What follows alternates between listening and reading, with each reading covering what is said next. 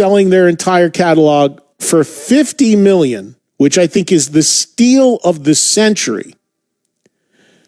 And Bruce Springsteen getting $500 million, which, if you listen to the show a couple weeks ago when I got into this, I questioned tremendously. Because the disparity of I don't see a $450 million disparity between owning ZZ Top or Bruce Springsteen. To me, Bruce a little overpriced, ZZ Top way underpriced. But that was what the market bared, right? So I had this discussion, and again, we've talked about this now for a few years, this move of artists selling their entire catalogs to publishing companies, name, likeness, music, royalties, control of the music, everything.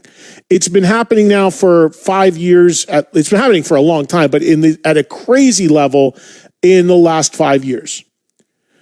Artists just getting millions and millions of dollars, wiping their hands and walking away and saying we're done, or not that we're done, but you control everything. And the common thread in all of it, for the most part, is all of these artists are older and way towards the back end of their career. So it's an enormous cash out. And how can you blame any of them? I mean, you're 75, 80 years old towards the end of your life, certainly the end of your career. Somebody's going to give you $400 million. That's why they're doing it. Take the money and run.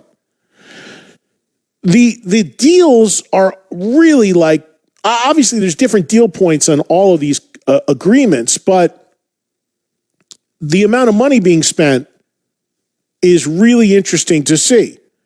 And it was extraordinarily eye-opening to me to see ZZ Top only get 50 and Springsteen get $500 million.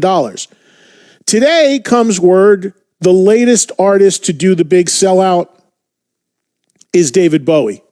Now, of course, Bowie is no longer with us, so his estate and who Bowie left everything to has decided to sell and cash out. And they have sold to a company called Warner Chappell, which is a well-known publishing music control rights group. And Warner Chappell now has control of all of David Bowie's recorded works. And I believe that price tag for Bowie was $250 million, I believe.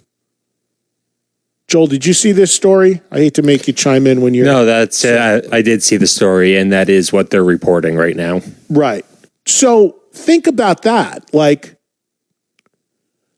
Bowie, $250 million. Springsteen got double David Bowie's money. Whoever did Springsteen's deal, genius.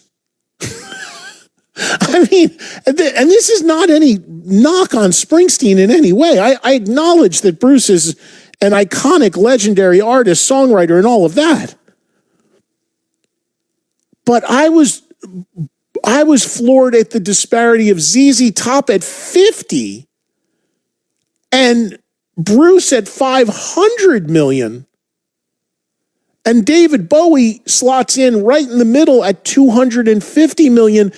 Springsteen still got double what Bowie got. I mean, if you're shopping, right? If you're in the business of buying these catalogs, I mean, you've got to look at that and just be like, where is this market right now? And when I look at it, I see, to my vantage point, ZZ Top coming up way low, and Springsteen maybe coming in way high, and Bowie probably kind of slotting in right where you would expect, kind of making sense somewhere in the middle. David Bowie's catalog consists of 26 studio albums, all of which are now controlled by Warner Chappell. So all of his recordings, including the stuff he did outside of his own name, like Tin Machine, is now under the control of this company, Warner Chappell, for a payout to his estate of $250 million. I don't know who Bowie left everything to. I don't know who controlled that. I'm sure family or whatever he left it to, but they got a big fat check right now for basically turning the whole thing over. So David Bowie, the latest artist to do the big sellout, again, his estate, whether he would have wanted this or sanctioned it, who knows? But whoever it was left to, that is what they took, $250. And, you know, it led to Gene Simmons, of course, being asked if he would consider doing this with Kiss. And his response was, how much he got. So they are ripe for this sort of deal to happen. But I'm sure they're sitting back and looking at these numbers going like, where do I slot in on this? See, the thing that's interesting about doing it, if you were to do a deal with Kiss on this, is the biggest value, I think, with buying a Kiss, buying into Kiss would be name likeness. The catalog is huge in terms of the amount of records, but in reality, Kiss actually does not have that many hit songs. They've sold a lot of records.